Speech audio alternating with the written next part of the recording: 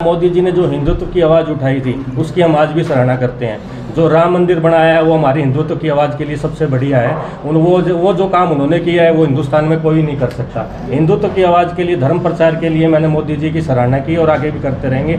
जब आप देश, धर्म, संस्कृति के प्रति आपका पूरा त्याग हो जाए तो आपको किसी न किसी राजनीतिक संगठन की तरफ जाना चाहिए। रघुकुल रीत सदा चली आई, प्राण जाए पर वचन ना जाए, चौधरी अभय चौटाला जी वही हैं। 10 बजे 23 तारीख को राजगढ़ रोड पर चौधरी रिसोर्ट में कार्यकर्ता मीटिंग होगी।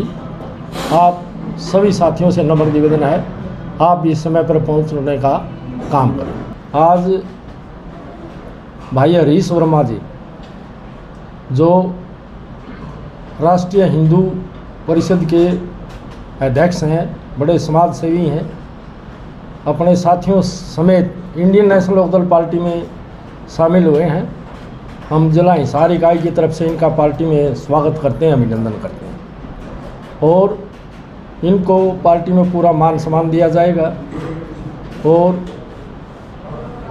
इनको पार्टी में जिम्मेवारी भी दी जाएगी और इनको ये एहसास होगा भाई इस पार्टी में तो आपने पहले ही आना चाहिए था। इनको पूरा मान सम्मान देने का इंडियन नेशनल लोकदल परिवार मान सम्मान देने का काम करेगा। और इसी 23 तारीख को पार्टी के प्रधान महासचिव ऐलनाबाद से विधायक खेल रत्न किसान केसरी चौधरी अभय सिंह चौटाला जी, पार्टी के प्रदेश अध्यक्ष, पूर्व मंत्री रहे, पूर्व विधायक रहे माननीय श्री रामपाल माजरा जी 23 तारीख को 10 बजे जिला हिसार कार्यकर्ताओं की मीटिंग लेने आ रहे हैं।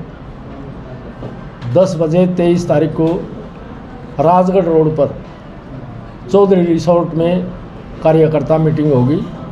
आप सभी साथियों से नम्र निवेदन है, आप भी इस समय पर पहुंचने का काम करें। जय श्री राम सभी साथियों को, पत्रकार भाइयों को, आप इतनी गर्मी के अंदर समय निकाल कर हमारे लिए पहुँचे हैं, आपका दिल से मैं आभार करता हूँ। और मैं इनेलो परिवार के अंदर हमारी पार्टी के सुप्रीमो चौधरी ओम प्रकाश चौटाला जी, पार्टी के महासचिव चौधरी अभय सिंह चौटाला जी और पार्टी के हमारे प्रदेश अध्यक्ष रामपाल माजरा जी और हमारी पार्टी के जिला अध्यक्ष हमारे भाई साहब प्रधान जी सतवीर सिसाई जी का बहुत बहुत धन्यवाद करता हूं। और मैं अपने तन मन धन से पार्टी के लिए समर्पित हूं। मैं विश्व हिंदू महासंघ के अंदर कार्य किया है, अपने हिंदुत्व की आवाज़ उठाई है और सनातन गौरक्षा महासंघ के अंदर गौ माता के लिए हर टाइम हर संभव मैंने मदद करने का प्रयास किया है। वो सारे कार्य मैं आज पार्टी में रहकर वो भी करता रहूँगा और अपनी पार्टी के धर्म प्रचार के साथ साथ पार्टी की मजबूती हरियाणा के अंदर नींव, जो एक नींव का पत्थर होता है, उसकी भांति कार्य करूँगा जिससे पार्टी को मजबूती मिले और पार्टी हर कोने के अंदर, जो आज हरियाणा के अंदर युवा बेरोजगारी की तरफ घूम रहा है कि युवाओं को रोजगार नहीं मिल रहा है, एक किसान वर्ग है जो एमएसपी के लिए लड़ रहा है, किसानों की एमएसपी की आवाज़ को उठाया जाएगा। और साथ साथ में हमारे जो व्यापारी भाई हैं जो सुबह निकलते हैं शाम को अपने घर में घुसते हैं, उनके अंदर जो जीएसटी के कानून के अंदर जो संशोधन के लिए कार्यरत होगा उसके ऊपर पार्टी के साथ मिलकर आला कमान के नेतृत्व में कार्य करने का कार्य करेगा। अभी तक आप गैर राजनीतिक तौर पर रहकर समाज में कार्य कर रहे थे, तो राजनीति में आने का कोई विशेष कारण? देखो, मैं गैर राजनीतिक संगठन जितने भी थे हमारे विश्व हिंदू महासंघ, इसके हमारे पीठाधीश्वर आदरणीय सुरेंद्र नाथ अवधूत जी महाराज जी के नेतृत्व में मैंने कार्य किया है। उन्होंने मेरे को एक बात सिखाई है, जब आप देश, धर्म, संस्कृति के प्रति आपका पूरा त्याग हो जाए तो आपको किसी न किसी राजनीतिक संगठन की तरफ जाना चाहिए, क्योंकि राजनीति एक राष्ट्र नीति लागू करती है। हमारा देश लोकतांत्रिक देश है जो राष्ट्र नीति के ऊपर चलता है। राष्ट्र नीति के लिए राजनीतिक पार्टी में आना बहुत ज़रूरी होता है। इसलिए मैंने हमारी पार्टी, जो हमारी क्षेत्र की पार्टी है, इंडियन नेशनल लोकदल का दामन थामा है। इनेलो ही क्यों चुना आपने? इनेलो की नीति आज के टाइम में किसानों की आवाज़ किसने उठाई? इनेलो ने। पहलवान वर्ग की आवाज़ किसने उठाई? इनेलो ने। आज जो पानी का मुद्दा जो हरियाणा के अंदर चल रहा है SYL का, उसका मुद्दा कौन उठा रहा है? हमारी इनेलो पार्टी। इसलिए इनेलो पार्टी मैंने हर तरीके से सोच विचार के, क्योंकि इनेलो पार्टी एक ऐसी पार्टी जो जवान की पक्की है, जो आपको बोल दिया वो मुख का वचन एकदम कांटे की तरह है। वो कहते ना, रघुकुल रीत सदा चली आई, प्राण जाए पर वचन ना जाए, चौधरी अभय चौटाला जी वही हैं। चौधरी देवीलाल जी के वंश चौधरी अभय चौटाला के अंदर पूरी विरासत के अंदर वो खून दौड़ता है चौधरी देवीलाल का। तो इस पार्टी का दामन थामने का मेरा कारण यही है। सर, आपके आने के बाद कौन से नए कार्य किए जाएंगे?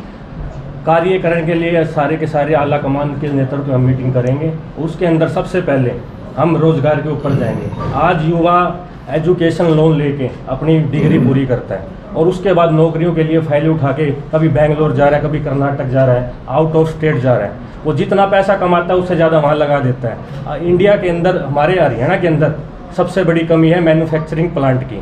मैन्युफैक्चरिंग प्लांट नहीं है किसी भी कंपनी का, उनके ऊपर ध्यान दिया जाएगा। टैक्स फ्री जोन घोषित करने के लिए मैं पार्टी के साथ बात करूंगा कि टैक्स फ्री जोन का नेतृत्व बनाया जाए, कि बिजनेसमैनों को, व्यापारियों को बुलाया जाए कि वो टैक्स फ्री जोन के अंदर अपनी MNC कंपनियां स्थापित करें और उसके बाद रोजगार मिलेगा युवाओं को। और दूसरी चीज़, हर घर के अंदर एक आत्मनिर्भर भारत की मुहिम के साथ एक आत्मनिर्भर हरियाणा बनाने की कोशिश करेंगे।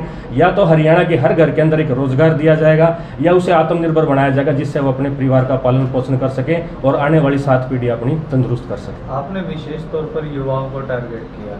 हरियाणा के बहुत से ऐसे गांव हैं जहां पर गांव के गांव खाली हो चुके, युवा जो है देश छोड़कर विदेशों को पलायन कर चुके हैं। उनको रोकने के लिए भी आपके पास कोई? बिल्कुल, अगर देखो कोई भी अपना घर परिवार छोड़ के अपने घर से दूर नहीं जाना चाहता, अपनी मातृभूमि, अपनी मिट्टी की जिसमें से हमें खुशबू आती है, वो छोड़ के कोई भी युवा नहीं जाना चाहता। लेकिन पेट की मजबूरी एक इंसान को 7 समुद्र पार ले जाती है। आज लाखों युवा डोंकी बन के कोई अमेरिका जा रहा है, कोई कनाडा जा रहा है, कोई दूसरी कंट्रियों में जा रहा है, वो सिर्फ अपने पेट के लिए जा रहा है। जब युवाओं को अपने भारत के अंदर, हरियाणा के अंदर रोजगार दिखेंगे तो वो अपना हरियाणा छोड़ के कहीं नहीं जाएंगे। और हमारा हरियाणा तो वैसे ही तंदुरुस्त है, सिर्फ और सिर्फ डायरेक्शन मिलने की जरूरत है। जैसे ही युवाओं को डायरेक्शन मिलनी चालू हो जाएगी, इसके अंदर हमारे अंदर हरियाणा का जैसे रोजगार का आंकड़ा बढ़ेगा तो अपने युवा कहीं नहीं जाएंगे। पिछली 60-100 साल पहले आपने कहा था मोदी जी बढ़िया काम कर रहे थे, इसी में कांग्रेस जी ने किया था, मोदी जी से मोह भंग होने का? नहीं, मोदी जी से मोह भंग कुछ नहीं हुआ है। मोदी जी ने जो हिंदुत्व की आवाज़ उठाई थी उसकी हम आज भी सराहना करते हैं। जो राम मंदिर बनाया है वो हमारी हिंदुत्व की आवाज़ के लिए सबसे बढ़िया है। वो जो काम उन्होंने किया है वो हिंदुस्तान में कोई नहीं कर सकता। हिंदुत्व की आवाज़ के लिए, धर्म प्रचार के लिए मैंने मोदी जी की सराहना की और आगे भी करते रहेंगे। और आगे भी कोई भी पार्टी जो हमारे हिंदुत्व की आवाज़ उठाएगी, वो चाहे कोई भी पार्टी हो, हम उसकी सराहना करेंगे। लेकिन अब बात आ गई देश की अर्थव्यवस्था की, हमारे हरियाणा के अंदर बेरोजगारी की, तो उसकी आवाज़ उठाने के लिए तो कोई ना कोई हमारे पार्टी का चयन करना जरूरी था। सर, आज आपका जुड़ना कहीं ना कहीं क्या विधानसभा चुनाव के लिए भी जुड़ रहा है या नहीं? नहीं, मैं सिर्फ और सिर्फ एक पार्टी का एक छोटा सा कार्य करता हूँ। मेरे को पार्टी जो भी कार्य देगी, वो जो भी मेरे को करेगी, मैं अपनी तन मन धन से उस कार्य पे अग्रसित रहूँगा। और दूसरी चीज़, टिकट मिलना, टिकट लेना, इन चीज़ों में मेरा कोई भी ध्यान नहीं है। मेरा काम है सिर्फ पार्टी मजबूत करना। हम बनने में नहीं, बनाने में विश्वास रखते हैं। और मैंने संगठन में कार्य किया है। मैं 1 और 1 2 नहीं कहता, मैं 1 और 1 11 करता हूँ। 1 और 11 एक करके जब 11 बनेगा तभी हमारा संगठन हरियाणा के अंदर मजबूत होगा और हमारी पार्टी हरियाणा के अंदर 75 नहीं 80 पार करेगी।